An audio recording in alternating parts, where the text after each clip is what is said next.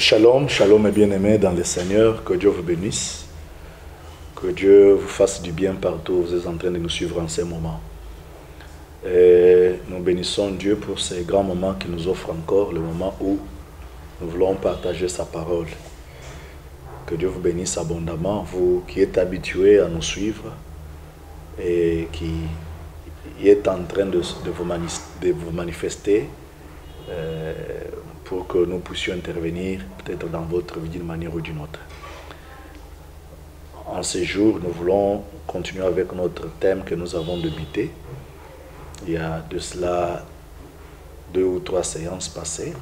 Nous voulons continuer avec ce thème. Avant toute chose, nous passons à la prière pour dédier ces moments entre les mains de Dieu. Prions. Nous te disons merci Seigneur Dieu Tout-Puissant. Nous te disons merci Seigneur Dieu des grâces. Nous te disons merci car tu es le maître de temps, des circonstances, toi qui viens de nous donner ces moments merveilleux, les moments où nous voulons t'écouter. Seigneur, il est écrit dans ta parole que ta parole est une lampe à mes pieds. Alors Seigneur, voilà pourquoi nous avons besoin que tu puisses nous enseigner et nous éclairer à travers ta parole. Que ta parole nous conduise, que ta parole nous dirige pour nous amener au bon port, pour nous amener dans le vert pâturage. C'est tout ce que nous avons besoin. Que ta parole de ce jour soit un réconfort pour celui qui est affaibli, que ta parole de ce jour soit une guérison pour celui qui est malade, que ta parole de ce jour soit une bénédiction et une délivrance au nom puissant de Jésus. Nous avons ainsi prié. Amen. Que Dieu vous bénisse. Nous passons à la lecture de la parole de Dieu. Aujourd'hui, nous allons lire dans le livre d'Ésaïe, chapitre 30, Ésaïe chapitre 30, du 15e au 18e verset. Ésaïe chapitre 30, 15 à 18, nous lisons au nom du Seigneur. Car ainsi a parlé le Seigneur, l'Éternel, le Saint d'Israël. C'est dans la tranquillité et le repos que sera votre salut. C'est dans le calme et la confiance que sera votre force, mais vous ne l'avez pas voulu. Vous avez dit, non, nous prendrons la course à cheval. C'est pourquoi vous fuirez à la course. Nous monterons des courses légers. C'est pourquoi ceux qui vous poursuivront seront légers. 1000 fuiront à la menace d'un seul, et à la menace de 5 vous fuirez, jusqu'à ce que vous restiez comme un signal au sommet de la montagne, comme un étendard sur la colline. Cependant, l'Éternel désire vous faire grâce, et il s'élèvera pour faire miséricorde, car l'Éternel est un Dieu juste. Heureux tous ceux qui espèrent en lui. Que Dieu vous bénisse. Voilà, comme je disais, nous sommes en train de continuer avec le thème que nous avons débuté, où nous sommes en train de parler de 3 colonnes pour une vie chrétienne épanouie. Les 3 colonnes pour une vie chrétienne épanouie. Nous avons dit que d'après la parole du Seigneur, lorsque nous croyons en Dieu, lorsque nous donnons notre vie à Jésus, lorsque nous acceptons le Seigneur, lorsque Dieu devient notre Père, notre vie doit connaître un épanouissement. Que ce soit notre vie spirituelle, que ce soit notre vie physique, matérielle, doit connaître un épanouissement. Et parce que moi je sais que tout ce que nous faisons est lié au spirituel. Voilà pourquoi quand nous disons de la vie chrétienne épanouie, la vie chrétienne c'est une vie spirituelle. Alors lorsque la vie spirituelle sera épanouie, automatiquement, ça va donner, ça va booster la vie contemporaine. Notre vie que nous vivons du jour au jour sera boostée par la vie spirituelle que nous sommes en train de mener.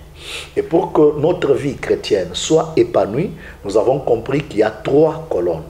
Les 3 colonnes que nous avons démontrées la fois dernière, que quand vous lisez à travers la parole du Seigneur, vous verrez que lorsque Dieu a voulu libérer Israël, pour qu'Israël sorte de l'Égypte, il lui avait fallu passer par ces 3 colonnes. Et les 3 colonnes dont j'avais parlé ce jour-là, c'était l'agneau, c'était les herbes amères et c'était le raisin. Voyez-vous? Donc, lorsque Dieu veut marcher avec vous, lorsque Dieu veut vous libérer, lorsque Dieu veut que votre vie soit épanouie, vous devez faire quelque chose. La chose dont vous allez faire, c'est ce qui va donner la possibilité à ce que tout ce que Dieu a planifié puisse arriver facilement dans votre vie. Vous allez nous excuser là, il y a nos frères et sœurs qui sont en train de nous appeler, qui ont besoin de nous. Merci. Merci parce qu'ils vont nous comprendre. Alors, mes bien-aimés dans le Seigneur, et j'étais en train de dire que lorsque Israël voulait sortir, il avait fallu qu'il passe par les 3 colonnes. Et j'étais en train également de vous montrer, comme j'avais parlé autrefois, que lorsque David a mis l'arche de l'Alliance dans la tente qu'il avait dressée pour elle, après avoir donné des offrandes, des sacrifices, des actions de grâce, des holocaustes, mais David a donné une nourriture complète. Il a donné le pain, il a donné les gâteaux de raisin et il a donné une viande. Voilà, il y a 3 colonnes. Voilà pourquoi nous avons également montré que lorsque l'apôtre Paul est en train de parler de l'église primitive, il nous montre qu'il y avait 3 colonnes. Il cite Pierre, il cite Jacques, il cite Jean. Les 3 là, il dit que ce sont les 3 colonnes qui étaient dans l'église primitive. Or, s'ils étaient dans l'église primitive, cela veut dire que l'église primitive ne pouvait pas manquer de s'épanouir parce qu'il y avait déjà les 3 colonnes. Et j'avais expliqué que les 3 colonnes veulent tout simplement nous montrer ce que l'apôtre Paul dit. Il a dit que dans l'église, maintenant, il y a 3 choses qui demeurent. Il y a la foi, il y a l'espérance et il y a l'amour. Voilà les 3 colonnes. Or, quand vous prenez Pierre, vous prenez Jean, vous prenez Jacques, ce sont ces 3-là. Pierre représente quelque chose, Jacques représente quelque chose et Jean représente quelque chose. Donc, Pierre représente la foi, Jean représente l'espérance et Jacques représente l'amour. Est-ce que vous comprenez ce que j'ai dit? Donc, c'est-à-dire les 3 colonnes dont l'apôtre Paul parle ici, ce sont ces 3 personnes-là. Et quand nous revenons dans l'ancienne alliance, nous trouvons ces 3 colonnes. Mais pourquoi toujours ces 3-là? Oui, parce que dans l'église, nous devons avoir les 3 dimensions de la parole. Les 3 dimensions de la parole qui, lorsque un enfant de Dieu consomme cela comme il fallait, ce dernier va s'épanouir. Ouais? Son esprit deviendra supérieur. Et ces 3 dimensions de la parole, nous avons parlé de la parole évangélique, nous avons parlé de la parole doctrinale et nous avons parlé de la parole prophétique. Et quand vous prenez les 3 dimensions de la parole, vous faites ceci. Comprenez-moi bien, écoutez-moi attentivement. Donc, nous parlons de la foi. La foi, c'est la parole évangélique. Nous parlons de l'amour. L'amour, c'est la parole doctrinale. Et nous parlons de l'espérance. L'espérance, c'est la parole prophétique.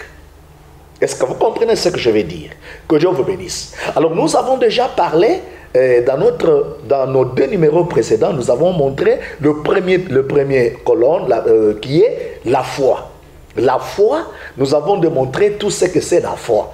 Alors, je n'ai pas beaucoup de temps pour revenir à tout ce que nous avons dit. Aujourd'hui, nous entamons le 2e colonne. Le 2e colonne, c'est quoi? C'est l'espérance.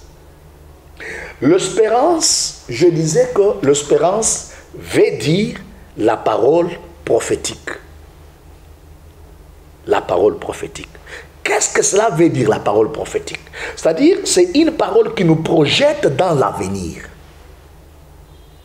C'est que pour que quelqu'un puisse s'épanouir, il est obligé de ne pas seulement voir ce qui se passe en ce moment, mais d'avoir une vision, d'avoir au-delà de ses limites, de voir les choses comme tout le monde ne le voit pas. D'ailleurs, même c'est l'explication que nous avons donnée par la foi. Nous avons dit que la foi, c'est voir comme Dieu. Dieu ne voit pas les limites. Dieu ne voit pas seulement nos capacités. La parole prophétique va au-delà de nos capacités. Lorsque tu regardes tes capacités, à un certain moment, tu peux te dire, malgré tout, je vois que je vais pas réussir. Je vais toujours échouer. Écoutez-moi, on peut venir te dire par tous ceux qui ont fait ce que tu fais avant toi, pour te dire, ah non, ce que tu fais là, nous l'avons déjà fait. Mais nous n'avons pas trouvé gain de cause. Et lorsque toi tu prends les capacités que tu as, tu regardes celui qui était venu te parler, tu dis, ah, si lui qui est capable, qui a beaucoup de capacités, n'a pas pu réussir cela, comment est-ce que moi je vais réussir? Mais lorsque quelqu'un est dans la parole prophétique, dans l'espérance, il ne verra pas ce que les gens disent, mais il verra au-delà. Celui qui a la parole prophétique, il est comme un aigle. Un aigle, lorsqu'il est sur sa demeure, sur les rochers, parce que l'aigle est un habitant du rocher. L'aigle n'a pas de problème avec tout ce qui se passe autour de lui. Mais l'aigle, lui, regarde très loin. Il vise, il a sa vision. Il regarde ce qui se passe. Il voit sa proie. Et lorsqu'il prend son envol, il va directement là, jusque là où se trouve sa proie. Il saisit sa proie et il revient directement là où il se repose. La parole prophétique. Avoir la parole prophétique dans sa vie, c'est avoir un œil de la foi. Un œil qui voit loin. Avoir la parole prophétique, c'est ne pas voir ce que nous sommes en train de vivre. Mon frère, ma soeur, il peut y arriver un moment où, lorsque tu regardes tout ce qui se passe autour de toi, tu te dis, mais bien, est-ce qu'on réussira? Non. Ici, le Seigneur veut de personnes qui ont de l'espérance. Écoutez ce que nous avons dit. La parole de Dieu nous dit ceci, que c'est dans la tranquillité et dans le repos que viendra notre salut. Et est-ce que tu peux d'abord penser avec moi comme je pense? Comment est-ce que quelqu'un qui est châtié par des problèmes, comment est-ce que quelqu'un qui est pressé par des problèmes, comment est-ce que quelqu'un qui a de difficultés énormes peut être tranquille, peut être en repos? Non.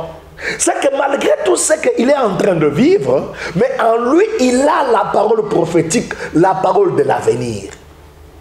Mes frères et sœurs, lorsqu'on a cette parole, nous avons de l'espérance. La Bible dit ceci, que quand Dieu est en train de dire que c'est dans la paix, dans la tranquillité que viendra votre salut, il dit, mais vous ne l'avez pas voulu. Vous avez dit, non, nous allons combattre, nous allons les poursuivre. Voilà pourquoi vous-même vous avez été poursuivis. Mais il dit ici, le prophète est en train de nous dire que mais l'Éternel lui-même est en train de penser à nous faire du bien.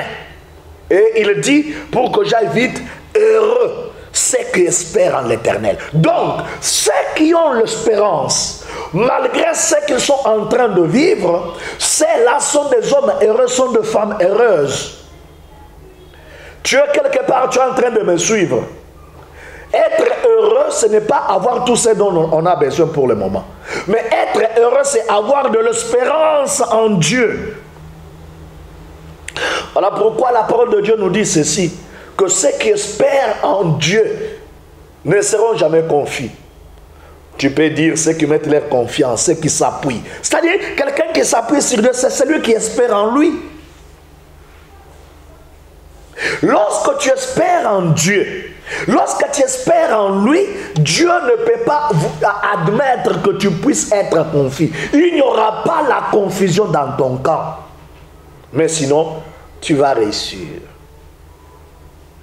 Et lorsque déjà tu espères en Dieu, cela va donner directement de l'épanouissement. Parce que celui qui espère, la mort ne va pas lui voir. Même les gens de ce monde disent que l'espoir fait vivre.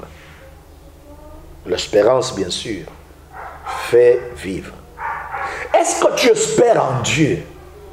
Est-ce que tu as de l'espérance en Dieu? Où est-ce que tu places ton espérance? Tu espères que, comme j'ai étudié, comme j'ai mon diplôme, j'ai ma licence, j'ai mon doctorat, j'ai gagné la vie. C'est ce que tu espères. Tu espères que, comme moi là, je suis en train de suivre à la loupe tout le régime qu'on m'a donné pour ma santé. C'est que je suis en bonne santé. C'est ce que tu espères. Tu espères que comme je suis une très jolie femme, une très belle femme, mon mariage est assuré. C'est ce que tu espères. Tu espères en ta beauté. Tu espères dans tes relations que tu as. Non, lorsque tu espères dans tout ce que je suis en train de citer ici, dans des choses éphémères, mon frère, tu n'es pas heureux. Ma soeur, tu n'es pas heureuse. Ceux qui espèrent en l'Éternel, ce sont ceux-là qui sont heureux. Oh, je suis en train de te dire que lorsque tu espères en Dieu, Dieu ne te laissera pas tomber. Lorsque tu espères en Dieu, ce que tu as besoin, Dieu te le donnera. Lorsque tu espères en Dieu, tu verras un miracle que tu n'as jamais demandé auprès de Dieu. Lorsque tu espères en Dieu, Dieu fera des choses qui vont même t'étonner, mon frère, ma soeur. Lorsque tu espères en Dieu, tu vas t'épanouir dans toute la vie. Dans une vie spirituelle, tu vas t'épanouir. Et qu'est-ce que nous espérons? Lorsque tu lis Jean chapitre 14, du premier verset au 3e, Jésus-Christ dit que vos cœurs ne se troublent point. Croyez en moi et croyez en Dieu. Il a dit, je m'en vais vous préparer une place. Et lorsque j'aurai terminé, je reviendrai vous préparer. Est-ce que vous comprenez ça? Ici, le Seigneur est en train de donner de l'espérance. Dans cette espérance, il nous parle de sa seconde venue. C'est-à-dire, nous espérons en Dieu parce que nous vivions, que nous mourrons, nous aurons une vie meilleure que ce que nous vivons aujourd'hui. Voilà pourquoi l'apôtre Paul dit que nous vivions, que nous mourions, nous appartenons à Dieu. Notre espérance n'est pas seulement dans les choses éphémères. Notre espérance n'est pas seulement dans ce que nous voyons, dans ce que nous avons besoin, mais notre espérance, c'est aussi dans la vie éternelle. Dieu vous bénisse. Quand tu espères quelque chose, écoutez-moi bien, ce que tu rencontres comme obstacle, comme barrière, lorsque tu as mis ton espérance en Dieu, cela ne peut pas t'affaiblir. Tu vois? C'est comme Israël. Avec cet enseignement, je vais beaucoup parler avec Israël sur sa sortie en Égypte. Lorsqu'il est sorti en Égypte, leur espérance, ce n'était pas le désert. Mais leur espérance, c'était Dieu. Dieu qui les avait dit, je vous amène dans la terre où coule le lait et le miel. Ceux qui espéraient en Dieu n'ont pas connu la mort dans le désert. Je citais Caleb, je citais Josué. Pourquoi? Parce que lorsqu'ils sont allés explorer le pays, ils ont trouvé des bons fruits, là où Dieu les avait promis. Mais quand ils sont revenus avec les autres espions, les 10 autres espions ont dit, nous pouvons entrer dans ce pays. Mais les gens que nous avons trouvés, le géant que nous avons trouvé là, nous sommes considérés nous-mêmes comme étant des sauterelles.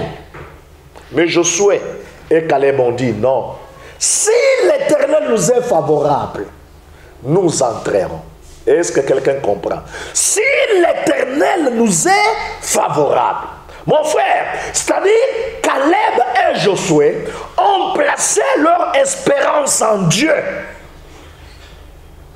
Voilà pourquoi je suis en train de dire à celui qui me suit en ce moment que tu es malade, que tu as un problème, que tu as un souci. Écoutez, le souci que tu es en train de vivre maintenant ne peut pas effacer l'espérance. L'espoir que Dieu a suscité dans ton cœur lorsqu'il t'a délivré. Lorsque tu étais quelque part, lorsque tu étais dans un puits, Dieu t'a délivré. Et quand Dieu t'a délivré, l'espoir que Dieu a suscité dans ton cœur. Ici, quand je parle de cela, je parle également même pour nos pays, pour les habitants du pays. Écoutez-moi, j'ai souvent dit ceci. L'espoir qu'a suscité le pouvoir. Lorsque nous étions dans un certain pouvoir, un autre pouvoir vient. Nous avons eu l'espoir. Cet espoir-là ne doit pas être banni à cause de géants que nous rencontrons. Parce que ici, sur la terre, nous rencontrerons toujours des géants. Est-ce que tu comprends ce que je dis? Mais ces géants-là ne peuvent pas bannir, enlever l'espoir qui avait été suscité dans nos vies. Vous savez, lorsqu'on fait tomber notre espoir, lorsque l'espérance n'est pas là, nous n'avons pas raison de vivre. C'est comme cela que même dans l'histoire politique de plusieurs pays africains, Il y a eu un vent qui a soufflé, le vent de la démocratie. Il y a eu un vent qui a soufflé à un certain moment. Il y avait des conférences un peu partout. Il y a eu un vent des indépendances qui avait soufflé. Aujourd'hui, dans certains pays d'Afrique, il y a le vent des alternances qui ont soufflé également. Cela a suscité de la joie. Cela a suscité de l'espoir. Cela a montré que nous sommes en train de partir dans un bon pays. Mais écoutez, en tout cas, même lorsque Dieu délivre quelqu'un, ce n'est pas parce qu'il t'a délivré aujourd'hui et demain, tu vas commencer à vivre tout ce que tu veux. Non. Non, ça ne se passera pas comme ça. Même Jésus-Christ lui-même, quand il est venu sur la terre, vous avez déjà lu la Bible? Lorsqu'il est né, cet espoir-là qui avait suscité, après, Dieu l'a envoyé où? Il l'a envoyé sur la montagne où il est allé jeûner 40 jours. Est-ce que vous pensez que pendant ce temps, c'était facile? Non. Pour preuve, après le jeûne de 40 jours et 40 nuits, le diable est venu lui tenter. Or, si Jésus allait fléchir les genoux devant le diable, toute la mission qu'il était venu sur la terre, il ne pouvait pas l'accomplir. Mais il a compris que lorsqu'on vient déjà me tenter, c'est que je vais déjà occuper quelque chose. My God. Est-ce que tu comprends ce que je dis? Lorsque vous voyez des choses commencer à devenir comme étant très difficiles par rapport à ce que nous avons vécu autrefois, c'est que notre terre promise est déjà tout près. Hein? Nous sommes déjà tout près.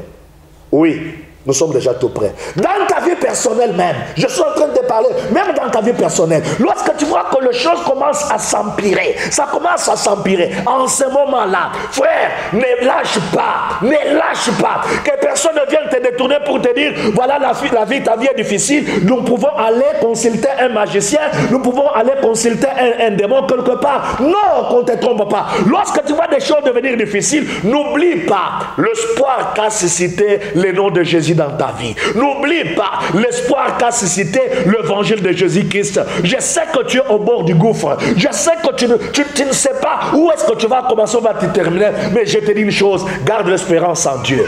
Garde l'espérance en Dieu. Toi qui me suis maintenant, garde l'espérance en Dieu. Vous, habitants de nos pays africains surtout, je m'adresse à vous maintenant. Vous avez été enthousiasmés. Vous avez eu l'espoir d'un demain meilleur. Attention. Maintenant, vous voyez comme si les choses se sont empirées. Non, les choses ne s'empirent pas. C'est que nous sommes entrés dans une transition. Dieu nous a amenés quelque part, nous a pris quelque part, il nous amène quelque part. Vous comprenez ça? Donc, alors dans cette traversée, réellement, lorsque tu sors de l'Égypte, tu dois passer par le désert. Et après le désert, il y a maintenant la terre promise. Toi qui es déjà au désert, ne fais pas tomber ton espérance. Espère encore que quelque chose de mieux s'accomplira. La parole prophétique, c'est cette parole de l'espérance. Nous espérons qu'un jour, nous serons enlevés. Un jour, Jésus-Christ reviendra. Nous espérons également que ce que nous vivons aujourd'hui, ce n'est pas ce que nous verrons demain. Ce que nous sommes en train de voir aujourd'hui, ce n'est pas ce que nous allons voir demain. Voilà pourquoi Dieu a dit à Israël, les Égyptiens que vous voyez aujourd'hui, vous ne les verrez plus à jamais. Est-ce que vous comprenez? Pendant ce temps, les Égyptiens étaient en train de poursuivre Israël.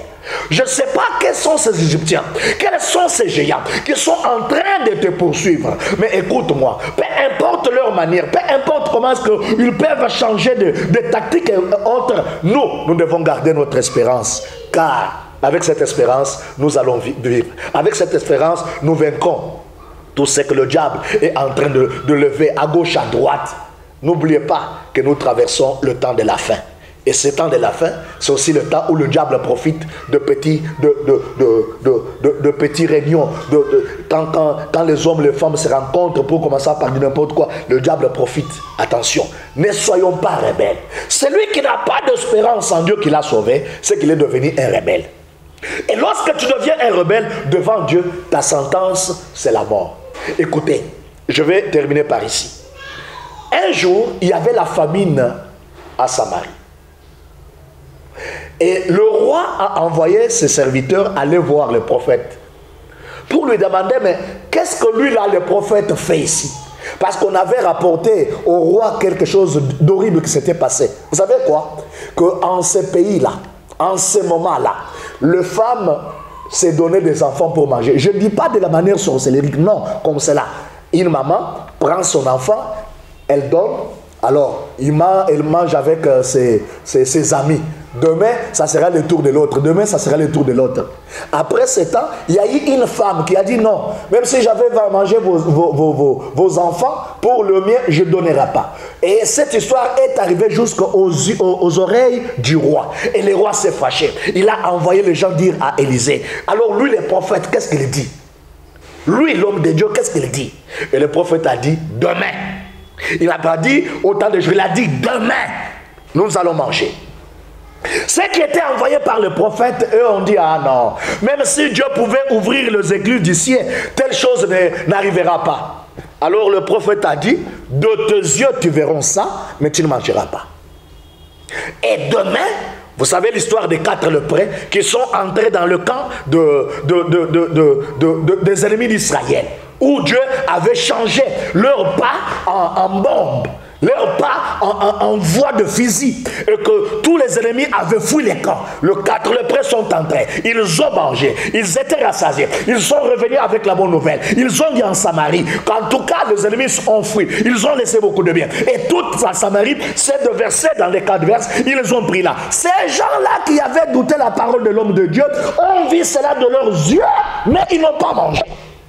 Lorsque déjà on commence à douter, à ne pas avoir l'espérance en Dieu, on verra ce que Dieu a promis, mais on ne les mangera pas. Tu doutes, tu peux être là, tu vas voir que réellement les gens, la vie a commencé à prendre son cours normal, mais moi je ne me retrouve pas. Écoutez-moi, enlève la doute que tu as, enlève toutes les doutes possibles que tu as, enlève cela, espère que Dieu fera quelque chose au Congo. Espère que Dieu fera quelque chose en Afrique. Espère que Dieu fera quelque chose dans ta vie. Espère que Dieu te donnera un mariage meilleur. Espère que Jésus-Christ reviendra. Toutes ces choses, quand vous les avez en vous, ça va vous donner l'épanouissement.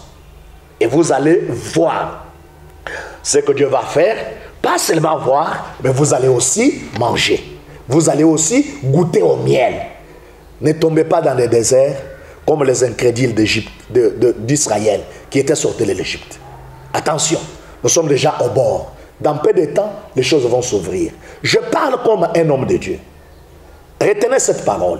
Je parle maintenant, je prophétise pour mon pays, pour le Congo démocratique. Écoutez-moi, je parle comme un homme de Dieu. Cette année que nous débutons, écoutez-moi, l'année 2022, écoutez-moi très bien, l'année 2022, dans le commencement de l'année, vous n'entendrez pas parler le problème de guerre à l'Est. Je répète, au mois de janvier 2022, vous n'entendrez pas parler le problème de la guerre à l'Est. Ça c'est 1. 2, je vais dire quelque chose maintenant. Dans le mois de janvier 2022, les gens mangeront au Congo comme ils n'ont jamais encore mangé. Que Dieu vous bénisse. Je suis à la fin. Incline ta tête là où tu es, je vais prier. Seigneur, je bénis ta parole.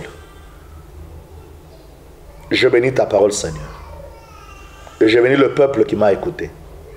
Que tout celui qui espère soit béni.